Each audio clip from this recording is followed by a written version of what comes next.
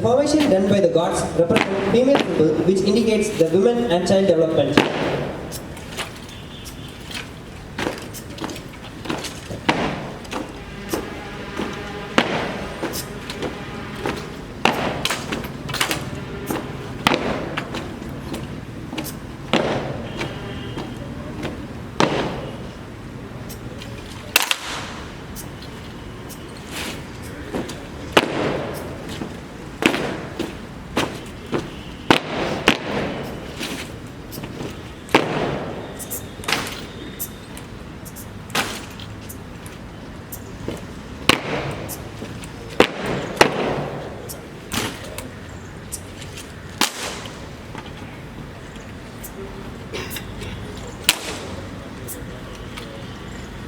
Now, the gods are performing rite of spin in their respective ranks.